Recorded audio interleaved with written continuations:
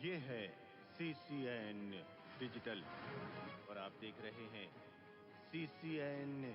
Collector Shri Somesh Mishra ने बुधवार को रामनगर में एमपीआरडीसी के द्वारा निर्माण किए गए सड़क मार्ग का निरीक्षण किया। एमपीआरडीसी के द्वारा पद्मी, रामनगर, घुघरी, सलवाह को जोड़ते हुए सड़क मार्ग का निर्माण किया गया है। सड़क मार्ग में आने वाले पुल पुलियों और घाट कटिंग का भी निर्माण किया गया है। इससे पद्मी से सलवाह तक जाने वाले नागरिकों को बेहतर आवागमन सुविधा उपलब्ध हुई है। कलेक्टर श्री सोमेश मिश्रा ने बुधवार को ग्राम डोंगर मंडला विकासखंड घुघरी में NRLM के प्रभा स्वसहायता समूह द्वारा संचालित लघु उद्योग केंद्र का निरीक्षण किया। इस दौरान SDM घुघरी आकिब खान सहित जिला एवं जनपद स्तरीय अधिकारी, कर्मचारी मौजूद थे। प्रभा स्वसहायता समूह की श्रीमती अनिता नरते के द्वारा तेल निकालने का लघु उद्योग प्रारंभ किया गया है। उन्होंने बताया कि तेल लघु उद्योग प्रारंभ करने के लिए 3 लाख रुपए का ऋण लिया था, जिसकी अदायगी हो गई है।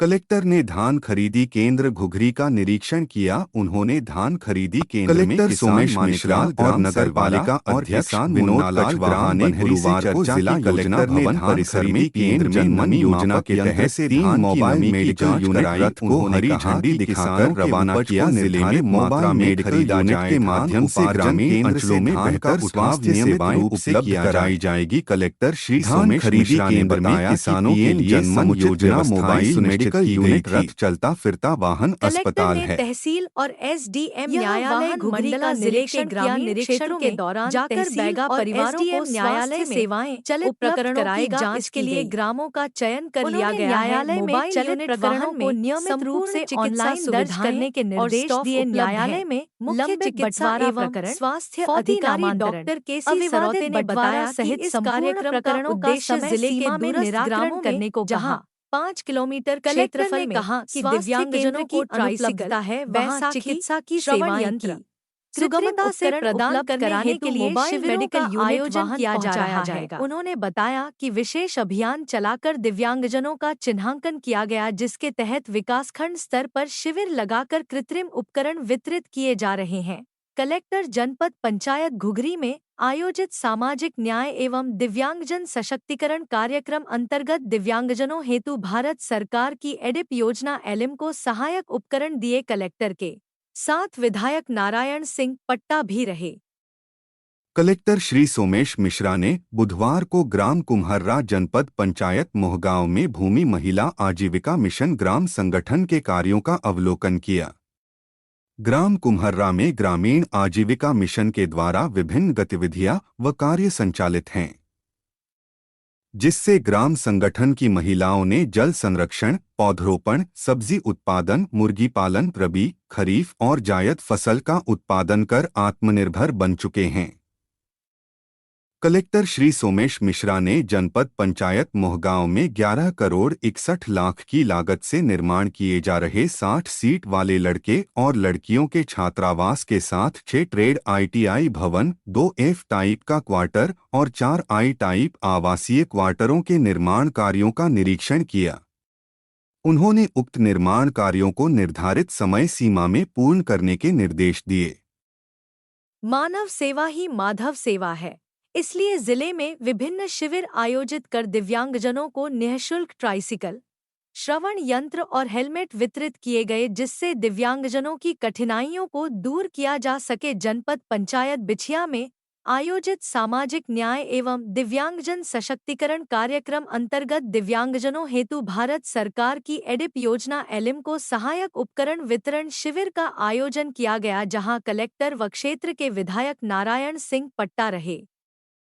कलेक्टर श्री सोमेश मिश्रा के निर्देशन में सोमवार को जिला पंचायत के मुख्य कार्यपालन अधिकारी श्री श्रेयांश कुमट ने गोलमेज सभाकक्ष में लोक निर्माण विभाग, भवन, संभाग मंडला के निर्माण कार्यों की समीक्षा की। इस दौरान कार्यपालन यंत्री PIU श्री GP पटले सहित विभाग के सहायक यंत्री एवं उपयंत्री सहित ठेकेदार मौजूद थे। प्रदेश शासन की लोक स्वास्थ्य यांत्रिकी मंत्री श्रीमती संपतिया उइके और कलेक्टर श्री सोमेश मिश्रा ने सोमवार को राष्ट्रीय ग्राम स्वराज अभियान पंचायत प्रतिनिधियां का एक्सपोजर विजिट मंडला को हरी झंडी दिखाकर रवाना किया। प्रदेश शासन की लोक स्वास्थ्य यांत्रिकी मंत्री श्रीमती संपतिया उइके ने जनपद पंचायत नैनपुर के ग्राम जामगांव में विभिन्न निर्माण कार्यों का भूमि पूजन किया। उन्होंने इस अवसर पर क्षेत्रवासियों को संबोधित करते हुए विकास कार्यों की सौगात और नववर्ष की हार्दिक बधाई व शुभकामनाएं दी। उन्होंने कहा कि निर्माण कार्यों से विभिन्न जनकल्याण के कार्य संपन्न होंगे। प्रदेश शासन की लोक स्वास्थ्य यांत्रिकी मंत्री श्रीमती संपतिया उइके ने ग्राम चरगाम और नैनपुर मेले का भ्रमण किया। उन्होंने लोकल फॉर वोकल की तर्ज पर स्थानीय दुकानदारों से खरीदारी की। मंत्री श्रीमती संपतिया उइके ने इस अवसर पर सभी से अनुरोध किया कि लोकल फॉर वोकल को अपनाएं और अधिक से अधिक स्थानीय उत्पादों को खरीदें। कलेक्टर श्री सोमेश मिश्रा ने कहा कि जिले में लोक निर्माण विभाग के द्वारा किए जा रहे सड़क निर्माण कार्यों को निर्धारित समय सीमा में गुणवत्तापूर्वक पूरा किया जाए। सड़क निर्माण कार्यों का कार्यपालन यंत्री, सहायक यंत्री और उपयंत्री नियमित रूप से मॉनिटरिंग करें, जिससे सड़क निर्माण निर्धारित समय सीमा में पूर्ण हो सके। उन्होंने सड़क निर्माण कार्यों में व्यय राशि का भुगतान भी समय सीमा में करने के निर्देश दिए।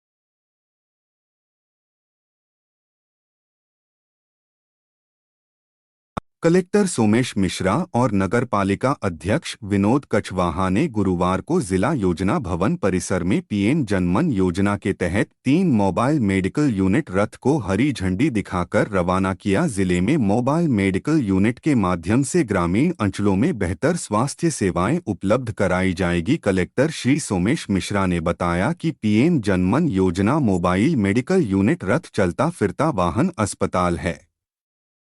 यह वाहन मंडला जिले के ग्रामीण क्षेत्रों में जाकर बैगा परिवारों को स्वास्थ्य सेवाएं उपलब्ध कराएगा। इसके लिए ग्रामों का चयन कर लिया गया है। मोबाइल यूनिट वाहन में संपूर्ण चिकित्सा सुविधाएं और स्टाफ उपलब्ध हैं। मुख्य चिकित्सा एवं स्वास्थ्य अधिकारी डॉक्टर केसी सरौते ने बताया कि इस कार्यक्रम का उद्देश्य जिले के दूरस्थ ग्रामों में, जहां 5 किलोमीटर क्षेत्रफल में स्वास्थ्य केंद्र की अनुपलब्धता है, वहां चिकित्सा की सेवाएं की सुगमता से प्रदान करने हेतु मोबाइल मेडिकल यूनिट वाहन पहुंचाया जाएगा। अच्छा, इसमें जहां अपने शिविर लग रहे हैं ना, अभी स्वास्थ्य शिविर कुछ बच्चे हैं, वो ये वाले जन कल्याण शिविर, जी सर, तो वहां पे भी इनको टाइप कर देंगे। जी सर।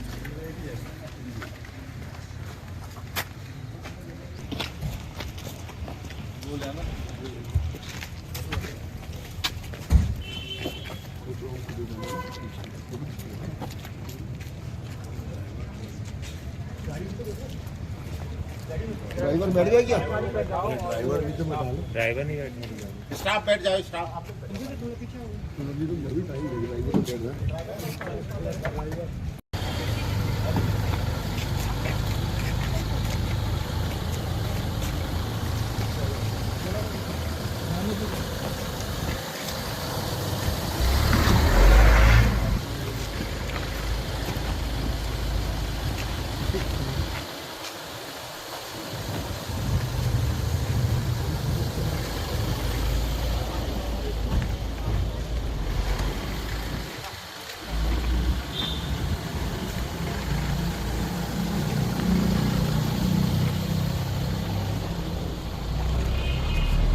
जैसे कि आप सभी जानते हैं, कल माननीय मुख्यमंत्री द्वारा प्रदेश स्तर पर ट्राइबल क्षेत्रों के लिए मोबाइल मेडिकल यूनिट एम्बुलेंस के रूप में हरी झंडी दिखाई गई थी। हमारे ज़िले मंडला को 5 मोबाइल यूनिट मिली हैं, जिसमें से 3 प्राप्त हो गई हैं।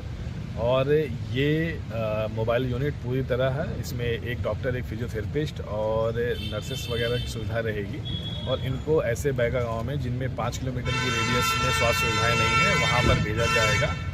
और जो यहाँ पर बाहुल्य रोग हैं, सिकल सेल एनीमिया, टीबी, इन सभी की जांच की सुविधा और इलाज की सुविधा इन मोबाइल मेडिकल यूनिट्स में रहेगी। ये पीएम जनमन के कार्यक्रम में हर प्रत्येक बैगा ग्रामों में जो हमको मंडला ज़िले में 85 गांव दिए गए हैं, वहाँ पर जाएंगी। इसमें पूरा स्टाफ रहेगा, एक डॉक्टर रहेगा, फिजियोथेरेपिस्ट, एएनएम या फिर एमपीडब्ल्यू और एक लैब टेक्नीशियन। जो भी मतलब जिस प्रकार की भी अगर मतलब वहाँ बीमारी की जांच की जाएगी, सिकल सेल की भी जांच की जाएगी और 14 प्रकार की जांचें की जाएंगी, जिसमें 65 प्रकार की दवाइयाँ रहेंगी। और प्रत्येक गांव में जाके वहाँ पर लोगों की स्वास्थ्य परीक्षण करेंगे और पूरी स्वास्थ्य सेवाएं देंगे।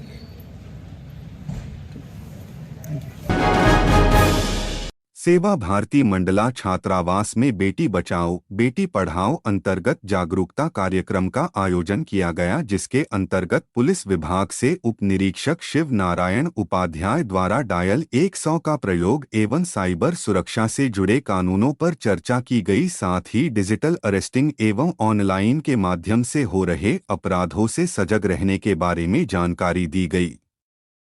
साथ ही अपना अनुभव साझा किए गए एवं सोशल मीडिया में अनजान लोगों से मित्रता स्वीकार न करने कहा गया। सावधान रहें, सुरक्षित रहे बताया गया।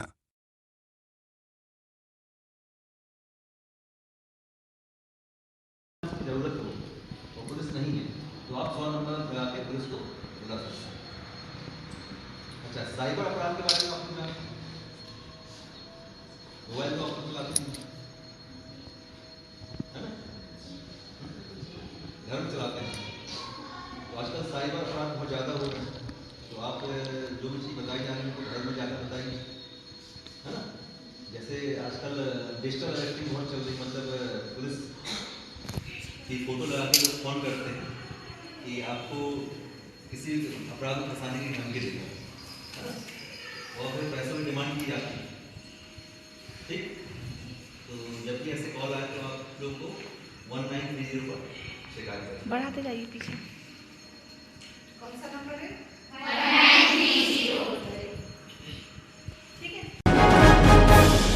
एडीआर सेंटर जिला न्यायालय मंडला में नालसा मानसिक रूप से अस्वस्थ एवं बौद्धिक रूप से विकलांग व्यक्तियों के लिए कानूनी सेवाएं योजना 2024 पर मनोन्याय विशेष कानूनी सेवा इकाई के सदस्य, पैनल अधिवक्ता व पैरालीगल वॉलंटियर्स एवं पुलिस अधिकारियों का 2 दिवसीय प्रशिक्षण कार्यक्रम संपन्न हुआ, जिसका शुभारंभ कार्यक्रम श्रीमान एस शून्य के शून्य जोशी, प्रधान जिला न्यायाधीश बटा अध्यक्ष जिला विधिक सेवा प्राधिकरण द्वारा मां सरस्वती के चित्र के सामने द्वीप जलाकर किया गया, जहां समस्त न्यायाधीश महोदय उपस्थित रहे। नालसा मानसिक रूप से अस्वस्थ एवं बौद्धिक रूप से विकलांग व्यक्तियों के लिए कानूनी सेवाएं योजना के अंतर्गत पैनल अधिवक्ता, पैरालीगल वॉलंटियर्स एवं पुलिस अधिकारियों की कार्यप्रणाली व कर्तव्यों के संबंध में जानकारी देते हुए बताया कि मनोन्याय विशेष कानूनी सेवा इकाई के अंतर्गत कार्यरत सभी सदस्य, चाहे वह पैरालीगल वॉलंटियर हो या पैनल लॉयर, वे मानसिक रूप से बीमार व बौद्धिक अक्षमताओं से पीड़ित व्यक्तियों को उनकी समस्याओं के संबंध में कानूनी सहायता व सलाह प्रदान किए जाने हेतु कानूनी सेवा इकाई का गठन किया।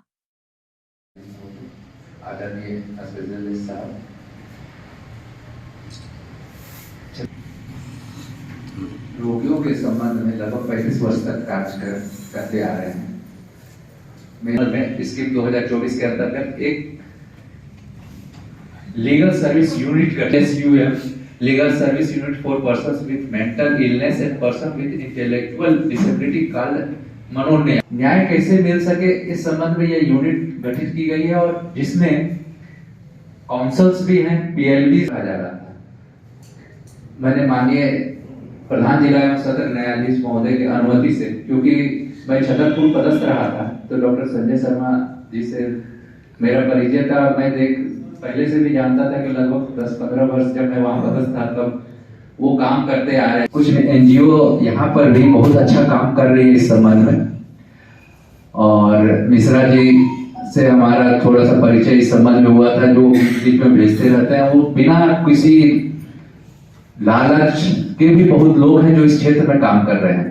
तो इस क्षेत्र में कुछ काम को बेहतर किया जा सके, विधिक रूप से भी इस संबंध में सभी को जागरूक कर सके, अपने न्यायाधीश को, पुलिस अधिकारियों को, NGOs को, और जो माननीय प्रधान जिला एवं सत्र न्यायाधीश महोदय से अनुमति लेकर इसको थोड़ा सा ब्रॉड बनाने का प्रयास किया है। मूल रूप से इसका उद्देश्य ये था कि जो यूनिट हमारा LSUM गठित हो रहा है ऐसे व्यक्तियों के लिए कि जो मेंटल इलनेस है या इंटेलेक्चुअल डिसेबल है, उनके लिए उसको थोड़ा सा ब्रॉड करके हर चीज के संबंध में जानकारी दे सके, जिसके संबंध में हमने प्रशिक्षक डॉक्टर संजय शर्मा जी को बुलाया। उनके संबंध में मैं इतना ही बोलना चाहूंगा कि छोटी सी कि इनके कार्य को इतनी पहचान मिली कि माननीय राष्ट्रपति महोदय द्वारा भी उनको इस संबंध में पुरस्कृत किया गया है पिछले वर्ष में। और आप समझ सकते हैं छोटा सा उस संबंध में परिचय मैडम बताएंगे उनके कार्य और जो उन्होंने किया है, और हम लोग भी थोड़ा सा उसमें अगर रुचि दिखाएंगे तो ऐसे व्यक्तियों के संबंध में लाभ होगा। आप महसूस करते होंगे मानसिक रूप से कुछ समझ नहीं पाना सबसे दुखदायी चीज है, और उनके परिवार वाले छोड़ देते हैं, समाज उससे दूर भाग जाती है, आप समझ नहीं पाते उनको हेल्प कैसे करें। हमारे यहाँ एक्ट में पूरा प्रावधान है, लेकिन सारे सबसे ज्यादा दिक्कतें क्या होती है, बीच का बजट का, फंड का। इसमें दायित्व पुलिस अधिकारी का रहता है कि वो लेकर आए और सीएम साहब के पास प्रस्तुत करके अगर उनको इलाज की जरूरत है तो ग्वालियर या आगरा भिजवाया जा सकता है, लेकिन ये हो नहीं पाता है। और जो हमारे NGO हैं उनको उस तरह से हेल्प नहीं मिल पाती है, जबकि वो बहुत बेहतर काम कर रहे हैं। रोज हमारे यहाँ, क्योंकि हम एक मिश्रा जी से जुड़े हुए हैं तो वो भेजते रहते हैं हमारे पास, तो मैं महसूस करता हूँ लोग काम कर रहे हैं, लेकिन थोड़ा सा और उसको जोड़ दें तो उस तरह के व्यक्ति को हम इलाज के लिए बाहर भेज भी सकते हैं और ठीक से उसमें हेल्प कर सकते हैं। लीगल क्षेत्र में अगर उनका कुछ केस चल रहा है तो हम उसको कैसे हेल्प करेंगे इस संबंध में हम थोड़ा सा जागरूक उसमें भी करेंगे। इसके बाद आप इसमें सहयोग बनाए रखिएगा, कुछ समझने का प्रयास, और कुछ भी अगर आपकी ओर से इस संबंध में बताने की आप चाहते हैं तो उसमें भी आप आमंत्रित हैं। Thank you.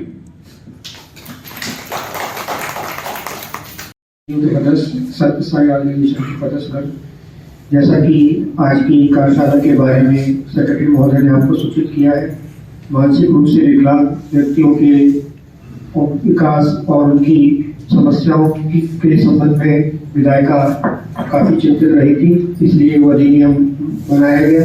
उस अधिनियम बनाने का उद्देश्य जो है वो श्री शर्मा और सेक्रेटरी महोदय बाद में आपको ज्ञात कराएंगे।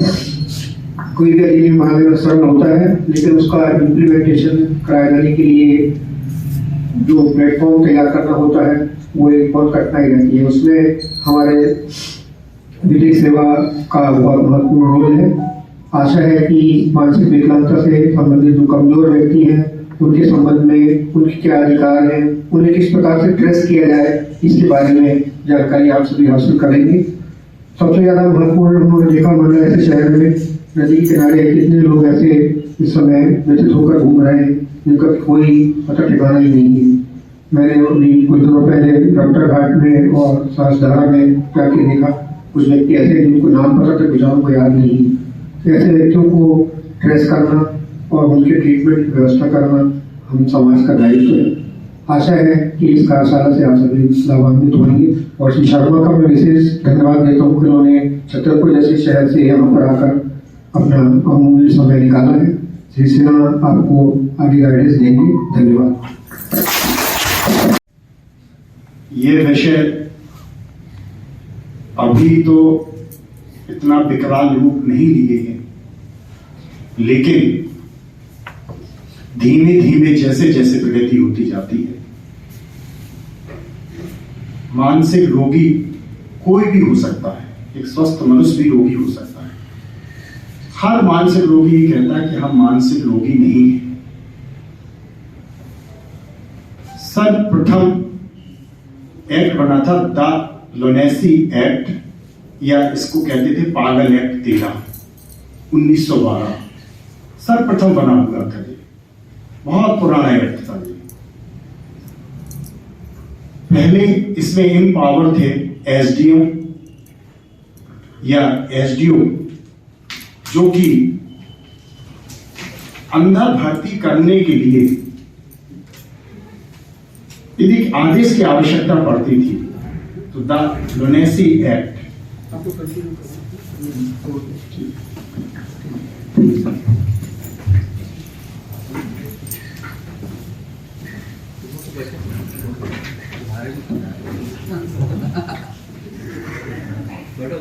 अब आप यदि हम इसको पागल कहते हैं तो जो गाली होती है, हम आप किसी को पागल नहीं कह सकते।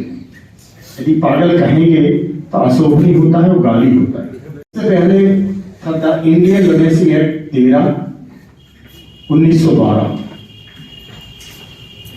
ये एक्ट इतना अच्छा नहीं था। पहले हम लोग क्या करते थे कि झाड़ फूंक और भभूत या कहें ऊपरी बाधा या भूत लग गए हैं या अन्य प्रकार से कहने लगते हैं कि इनको गलत इन्होंने पूजा पाठ किया तो इनका दिमाग खराब हो गया है। पहले होता ये था कि हम लोग भूत राख फूंक के या इनको झाड़ फूंक से ठीक करते थे। आगे बताएंगे, बड़ा इंटरेस्टेड विषय है, यदि हम लोग समझे तो बहुत बताते हैं। पहले फूंक से भी ठीक हो जाते थे, वर्तमान परिवेश में वो ठीक नहीं हो सकते। तो देखा गया कि मेडिकल साइंस ने बहुत ज्यादा तरक्की की है और mental illness now be curable when diagnosed at an early stage. यदि हम इस रोग को अर्ली स्टेज में यदि डायग्नोस कर लेंगे तो यह ठीक हो सकता है। अन्यथा जैसे यहाँ घूमते रहते हमें बताया गया है, ऐसे हर शहर में घूमते रहते हैं। उसका भी एक रीजन है। पूरे विश्व में मनोचिकित्सकों की बहुत कमी है। नार्कोटिक्स की दवाएं हैं, बड़ी महंगी आती है। एक दवा खा लेंगे तो वो अमृत का काम करता है और वह दवा तुरंत खा लेंगे, दोबारा खा लेंगे तो वह जहर का काम करता है। नार्कोटिक्स की दवा में नशा आता है। हमारा जो शरीर है, अभी बताएंगे इसमें, मस्तिष्क जो होता है भौतिक तुला के समान होता है। नेगेटिव थॉट जाएंगे तो अपन एक तरफ चले जाएंगे, दाहिनी तरफ चले जाएंगे या बाएं तरफ, जैसा भी हो। और जब ज्यादा नेगेटिव रहते तो मानसिक मनुष्य अपना मानसिक संतुलन खो देता है। हम एक्ट की बात करेंगे तो मेडिकल साइंस ने जब बहुत तेजी से प्रगति की और दवाइयों द्वारा इसको ठीक किया जाने लगा, साथ में इस एक्ट में ये भी देखा गया कि एसडीएम है वो कुछ राजनीति से प्रेरित हो जाते थे। दो भाइयों का विवाद हुआ, एक भाई को उन्होंने जाके मेंटल हॉस्पिटल में पागल घोषित करा दिया या उसको पागल कहने लगे। तो एक चीज। दूसरी बात, यदि हमने शादी की और हमें लड़की पसंद नहीं आई, हमें दूसरी शादी करना है, तो उसको कह दिया कि ये पागल है। पागल हम पढ़े लिखे लोग नहीं कह सकते हैं बार बार, क्योंकि पागल एक गाली होती है जो बैन किया गया है। देखिए मेंटल मानसिक विक्षिप्त हिंदी में कह सकते हैं, मेंटल इलनेस अपन उसको अंग्रेजी में। इसके बाद देखा गया यूएनए में, संयुक्त राष्ट्र संघ में, कि कैसे हम इन मानसिक विक्षिप्तों को, मनोरोगियों को अधिक से अधिक सहायता दे सकते हैं और क्या कर सकते हैं। तो एक नया एक्ट आया, एक्ट 1987। जो नया एक्ट बना मेंटल हेल्थ एक्ट 1987। जो इस एक्ट में 2013 में जो लागू हो गया था, वो बड़ी अच्छी तरह से चल रहा था। इस एक्ट का पहली चीज ये थी कि एसडीएम से पावर हटा के न्यायिक मजिस्ट्रेट को दिए गए। इसमें सभी डेफिनेशन थी कि मजिस्ट्रेट की परिभाषा बताई गई थी, मेडिकल ऑफिसर की परिभाषा बताई गई थी, मेंटल इलनेस कौन है उनकी परिभाषा बताई गई थी, और medical practitioner, magistrate means medical officer in charge,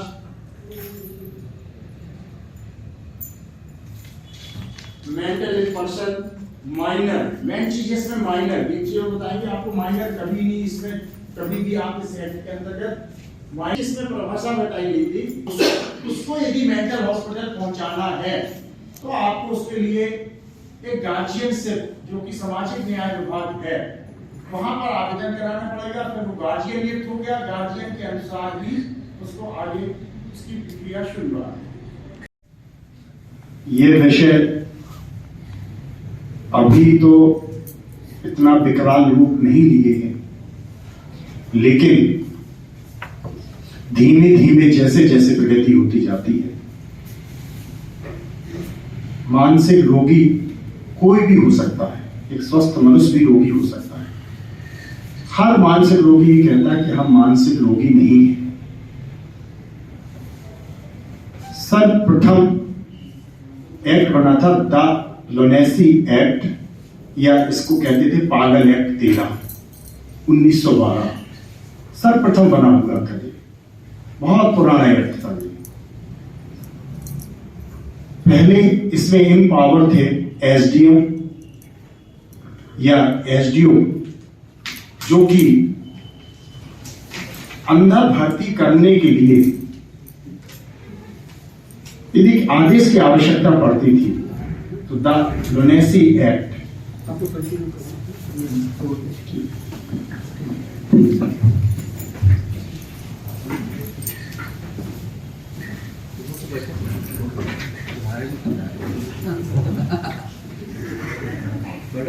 अब आप यदि हम इसको पागल कहते हैं तो ये गाली होती है। हम आप किसी को पागल नहीं कह सकते। यदि पागल कहेंगे तो अशोभनीय होता है, वो गाली होता है। जिला योजना भवन ग्रामीण पहुंचे ग्राम पंचायत इमली गोहन में विगत 6 माह से प्रत्येक घर में पेयजल की समस्या बनी हुई है। ग्राम के लोगों को पीने व निस्तार के पानी के लिए नदी नाले पर निर्भर रहना पड़ता है, जबकि वह पानी गंदा व दूषित होता है, जिसमें गंभीर बीमारियों की संभावना बनी रहती है। इसी पानी का उपयोग मध्याह्न भोजन बनाने के लिए किया जाता है। छोटे छोटे बच्चों पर भी स्वास्थ्य बिगड़ने का खतरा बना हुआ है। ग्रामीणों ने पानी के बर्तन रखकर प्रदर्शन किया व हैंड पंप बोरिंग की मांग की कलेक्टर को आवेदन दिया है।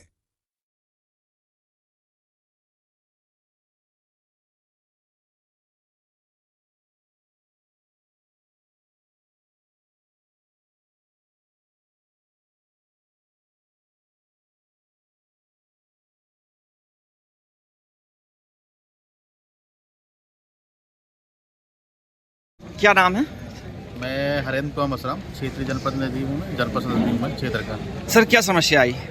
एक्चुअली क्या है कि हमारे यहाँ टंकी भी बना हुआ है और प्रत्येक घर में पानी भी जा रहा था, बट बीच में हुआ ये कि मशीन गड़बड़ होने के कारण फिर गांव में प्रत्येक घर में पानी नहीं जा पा रहा है। अब मशीन गड़बड़ होने के कारण ये चीज़ अस्त व्यस्त हो जाए। अब जिसके पास गाड़ी घोड़ा है तो दूसरे गाँव से पानी ले आते हैं, जिसके पास गाड़ी घोड़ा नहीं है तो वो नदी के पानी पीते हैं, और नदी के पानी पीने के बाद फिर वो तबीयत खराब। मेरे द्वारा पंचायत में भी बोला गया और पीएचई विभाग में, भाई मशीन आप व्यवस्था कर दीजिए यहाँ पे, पर अभी तक ऐसी कोई व्यवस्था हुई नहीं। अभी आप मिले अधिकारी से, क्या बोले? अधिकारी बोले कि कल तक हम लगवा देंगे। हमने कहा मैम बहुत आवश्यकता है और पूरे लगभग नहीं था। यहाँ पे सबसे ज़्यादा बैगा परिवार भी, यहाँ बैगा परिवार को सबसे ज़्यादा प्राथमिकता है पानी के लिए और सभी चीज़ों में सही। धन्यवाद। मैं पानी की समस्या लेके आई हूँ सर। हमारे गांव में बहुत पानी का समस्या है, 6 महीना से पानी नहीं आ रहा है। नल जल योजना है बाकी सक्सेस नहीं है उसमें। तो पानी की व्यवस्था फिर कैसे बना पाते हो? ये नदी नाला का पानी को यूज करते हैं। कहीं 2-4 दिन में ये बड़ा लाइन है, वो 4-5 दिन में पानी आता है, तो वो पानी का हमारा नहीं पूछ पाता है वो पानी। अच्छा, कितनी जनसंख्या होगी गांव की? 500 लगभग। तो ये एक मोहल्ले में है या फिर पूरे ग्राम में? पूरे ग्राम की समस्या है ये जी।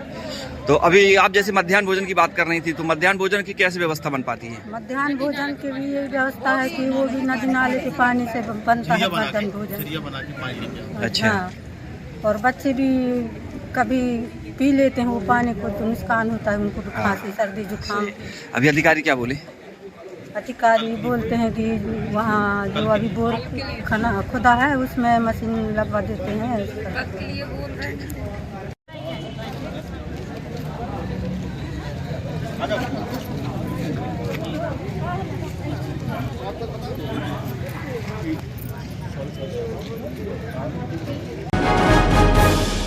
महात्मा गांधी वार्ड व शहीद उदय चंद वार्ड के निवासी कलेक्टर के पास पहुंचे, जिन्होंने आवेदन देते हुए बताया कि मुन्नी बाई धर्मशाला की नीचे नर्मदा जी का घाट बहुत जीर्ण शीर्ण अवस्था में चला गया है। घाट की सीढ़ियां पानी के अंदर पूरी तरह से खोखली हो गई है। सीढ़ियों के नीचे मंदिर तक घाट खोखला हो गया, कभी भी घाट पानी में समा सकता है। वार्ड के लोगों ने प्रशासन से पुनः घाट बनाने व सीढ़ियों को स्नान पूजा के लिए बंद कराने की बात कही, जिससे कोई अप्रिय घटना न हो पाए।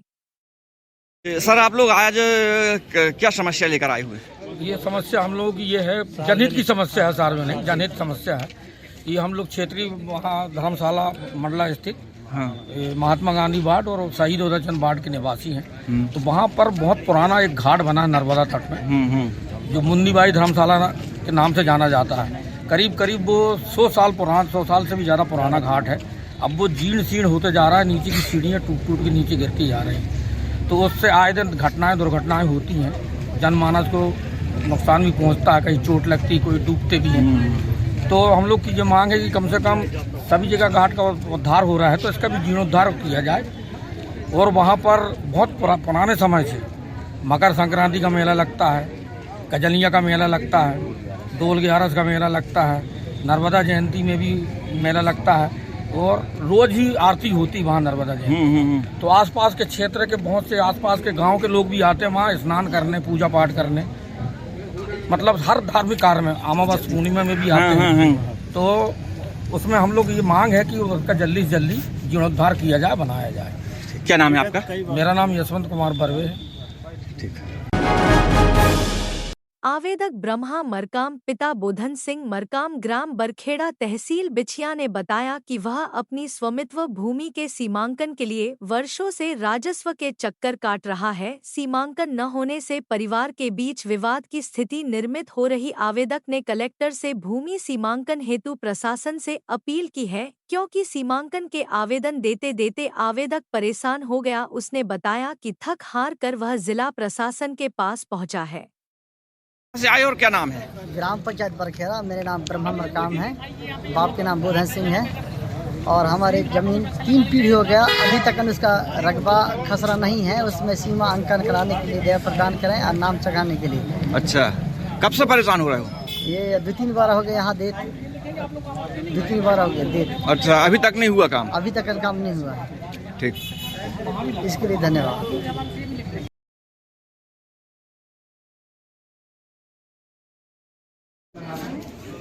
1 दिन 2 दिन 3 दिन अब सीजन खत्म हो जाएगा, फसल जल जाएगी, उसके बाद फोटो उठा लेंगे। व्हाट्सएप नंबर है मेरा, शायद कॉमेडी नंबर चलाते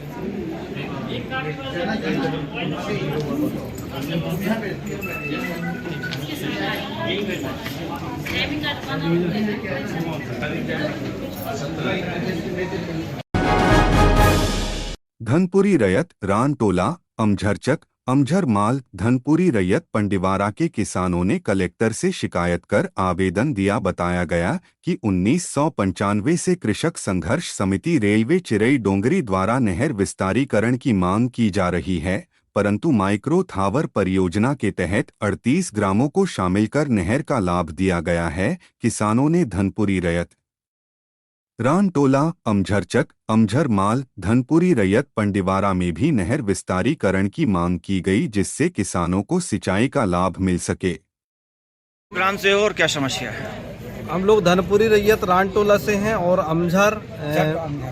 अमझरमाल एवं अमझरचक और धनपुरी रैयत पांडीवारा कृषक संघर्ष समिति चिरई डोंगरी रेलवे के द्वारा वर्ष 1995 से विगत नहर विस्तारीकरण की मांग की जा रही थी, जिसमें वर्तमान समय में माइक्रो थावर परियोजना के माध्यम से 38 ग्रामों को ले लिया गया है, लेकिन हम 22 गांव के लोग जो निरंतर मांग कर रहे थे, इसमें से हमारा अमझरमाल अमझरचक धनपुरी रैयत और पांडीवारा को छोड़ दिया गया है। कृपया हम लोग कलेक्टर साहब को अभी आवेदन दिए हैं कि इस परियोजना में हमारे छूटे हुए ग्रामों को जोड़ करके सिंचाई सुविधा दी जाए, जिसके लिए हम लोग अभी वर्तमान में 14 तारीख को अपने विधायक विधानसभा क्षेत्र मंडला पीएचई मंत्री श्रीमती संपतिया उइके जी को भी इस संबंध में ज्ञापन दिए हैं और उन्होंने आश्वासन भी दिया है। उसी संबंध में आज यहाँ पर जन सुनवाई में हम लोगों ने आवेदन। आपके ग्राम को क्यों छोड़ा गया है, क्या कारण बताया गया? पानी बोल रहे थे कि पानी कम पड़ रहा है। तो क्या सिंचित क्षेत्र है आपका? नहीं, असिंचित क्षेत्र है। अच्छा, इसके बाद भी छोड़ दिए? इसके बाद भी छोड़ दिए और हम लोगों ने निरंतर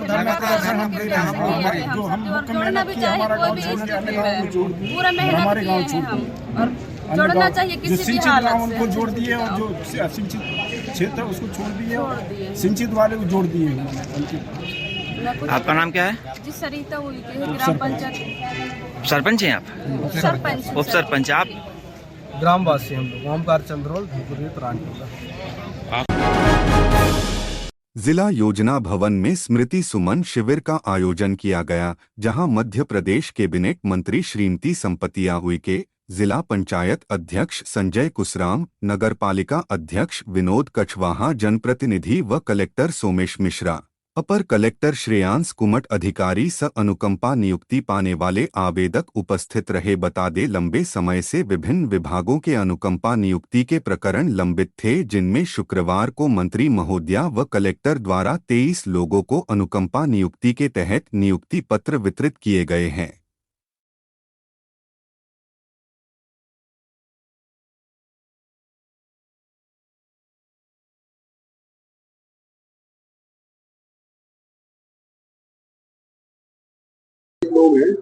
आज स्मृति दिवस के इस उपलक्ष्य में आज जिस तरीके से प्रशासन के माध्यम से और हमारे प्रशासन के मुखिया कलेक्टर साहब और अब पूरे अधिकारी के सहयोग से और माननीय यशस्वी मुख्यमंत्री डॉक्टर मोहन यादव जी के निर्देश में आज जिस तरीके से कई सालों से जो प्रकरण थे उनको सबको एक ही छत के नीचे 23 लोगों को अनुकंपा नियुक्ति आज हम लोगों ने दिया है और ये अच्छा पहल है। आप सब लोग भी जानते हैं, क्योंकि मीडिया के चौथा स्तंभ कहे जाने वाले क्षेत्र में आप लोग लगातार काम कर रहे हैं। एक अनुकंपा नियुक्ति को लेकर के लोग यहाँ वहाँ भटकते रहते हैं और आज जो एक ही छत पे आज इतने लोगों को नौकरी दी गई, मैं सभी को बहुत शुभकामनाएं और बधाई देती हूँ।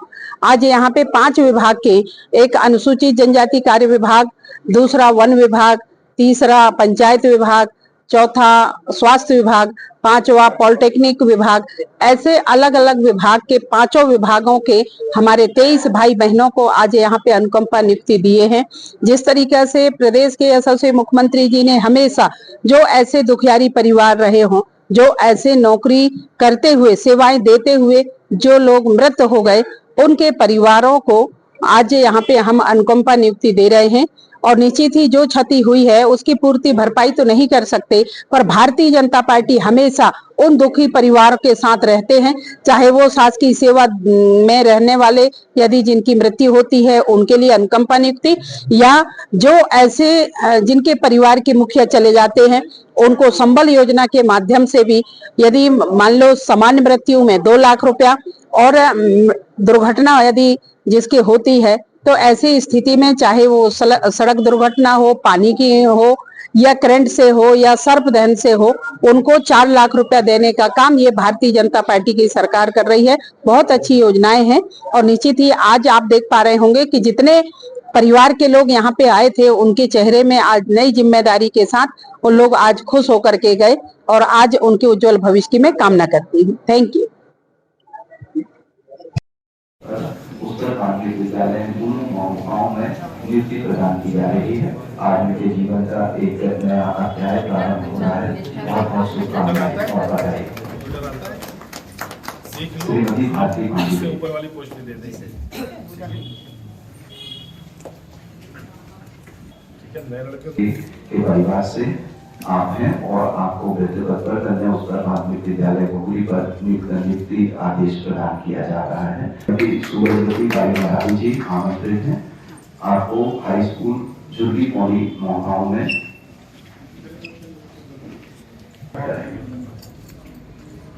हम सभी शुभकामनाएं दें अपने साथियों को कि वे समाज की सेवा में अपने हाई स्कूल गोगोबिछिया से आपको व्यक्तिगत पर नियुक्ति आदेश प्रदान किया गया है और आप नियुक्ति आदेश प्राप्त कर रहे हैं। बहुत बहुत शुभकामनाएं। हाई स्कूल खरदेवरा मंडला में आपको प्रदर्शित किया जा रहा है और कृपया आप अपना नियुक्ति आदेश प्राप्त करें।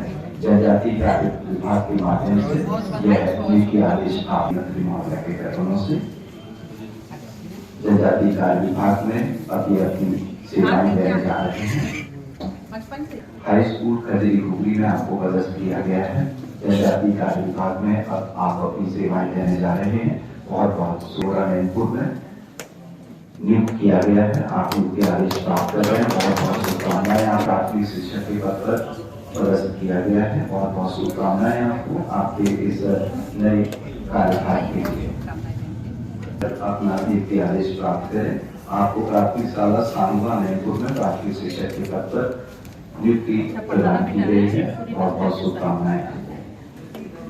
फिर आप आए। आपको प्राथमिक शिक्षक के पद पर प्राथमिक शाला केंद्रीय मदई में प्रदर्शित किया गया है। कृपया अपने नियुक्ति आदेश प्राप्त करें। जनजाति का ग्राम पंचायत सचिव के पद पर आपको ग्राम पंचायत सारसोली, जनपद पंचायत जनपद पंचायत सारसोली कंप्यूटर तो आता है।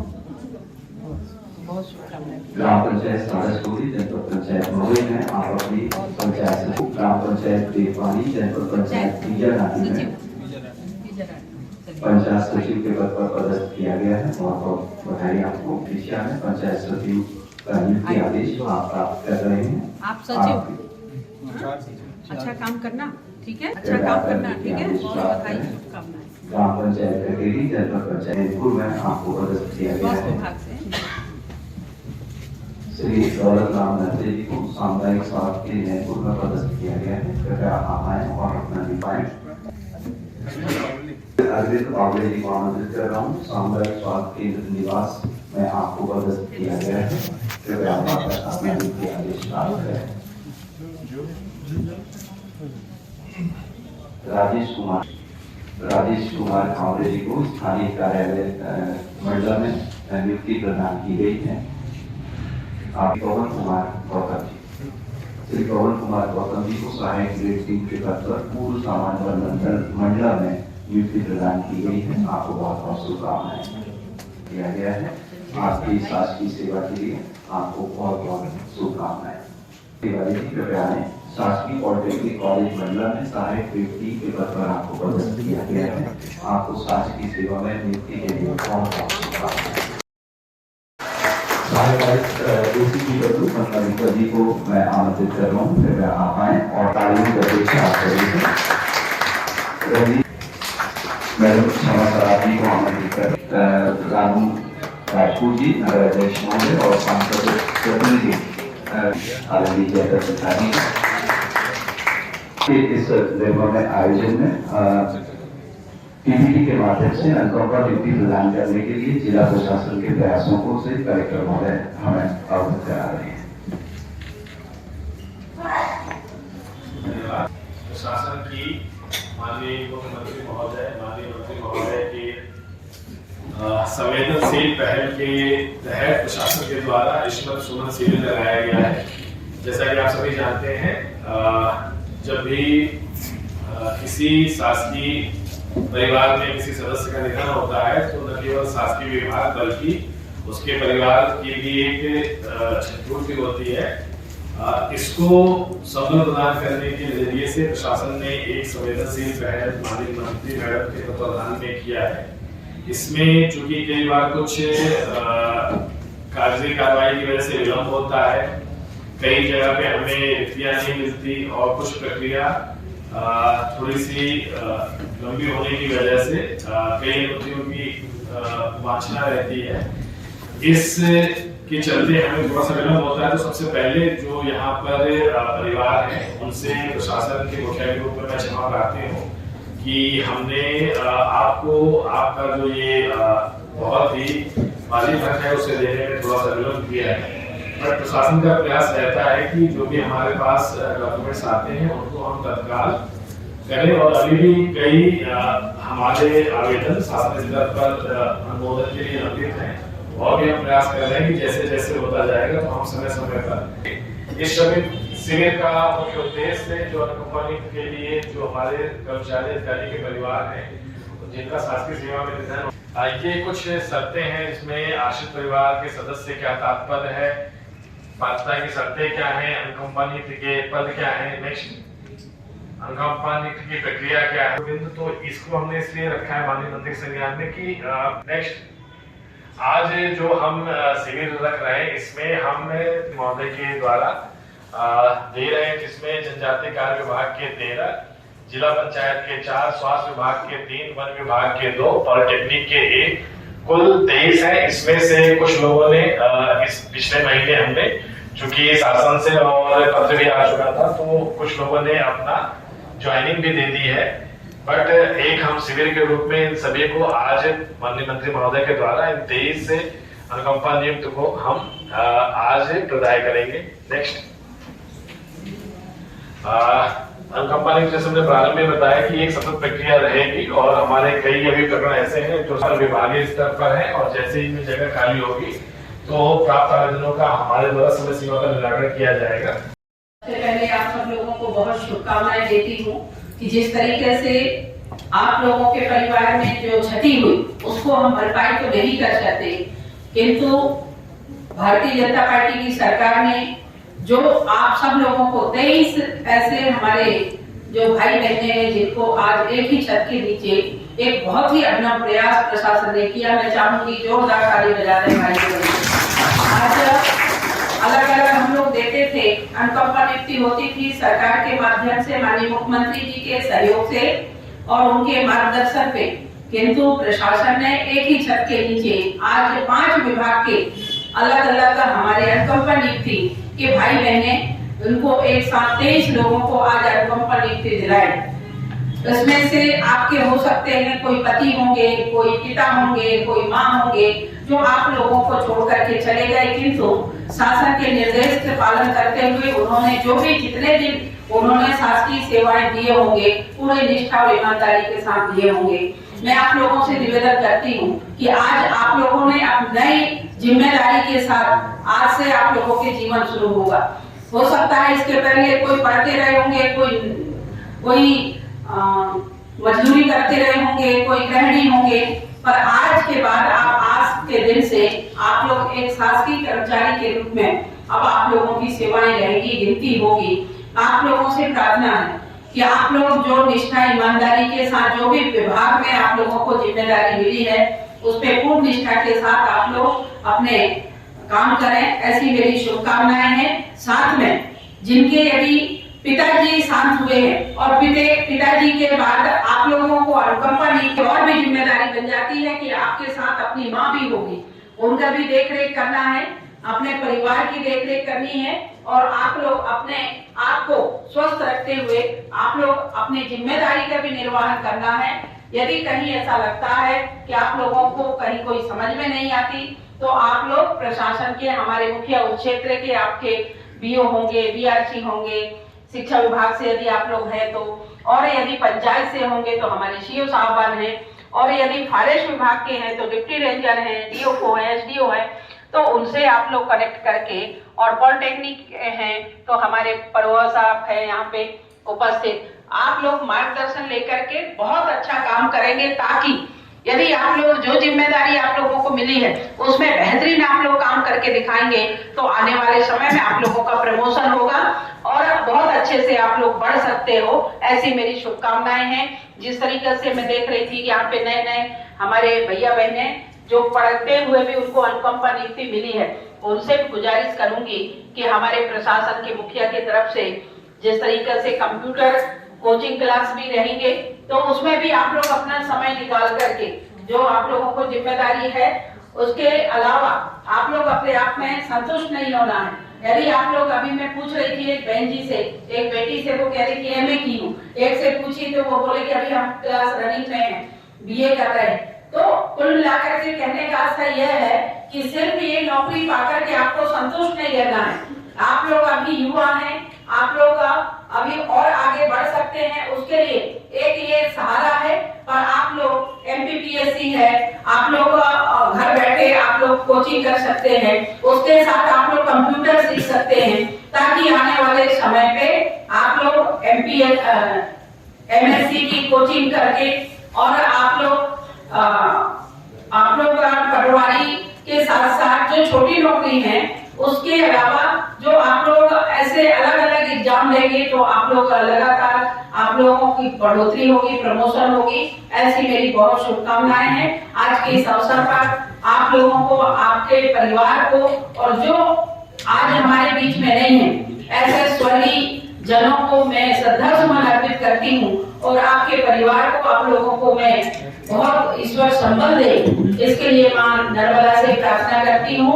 आप सब लोग स्वस्थ रहते हुए जो जिम्मेदारी है वो जिम्मेदारी को पूर्ण निष्ठा ईमानदारी के साथ काम करेंगे, ऐसी मेरी बहुत बहुत शुभकामनाएं। धन्यवाद।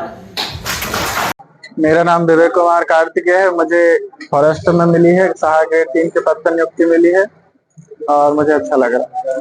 कितने साल से यह प्रकरण लंबित था? सर मेरा तो आज 1 साल हुआ लगभग। जी। तो आपके फादर यहीं पे थे, मंडला में थे? अंजनिया में थे। अंजनिया में अकाउंटेंट थे, कन्याशाला में। ठीक। कंपनी की मिलने से मैं सरकार को धन्यवाद करती हूँ। मैं लगन और निष्ठा से काम करूँ, अपने पापा का नाम रोशन करूँगी, कभी मैं नाम खराब नहीं करूँगी। प्रियंका पंडित।